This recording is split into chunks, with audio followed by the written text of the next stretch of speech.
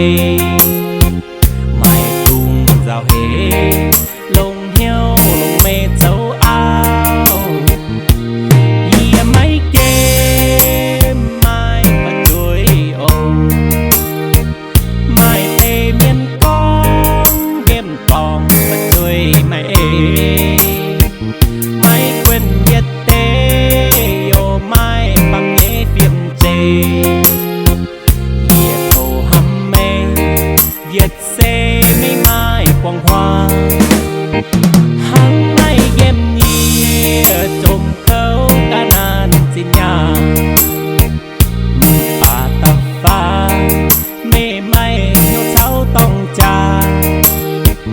lòng chân nhẹ hoi lồm roi thành câu trả tiền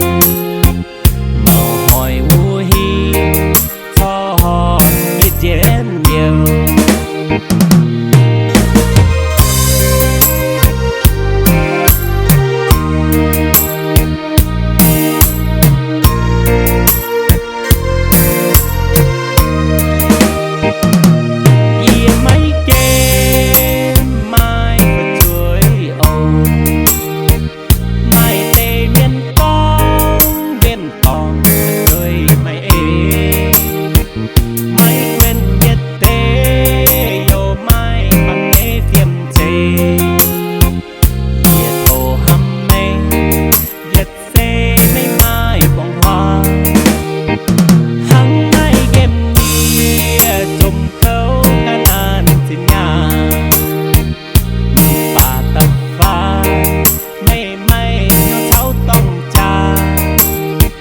lòng chân nhẹ hoi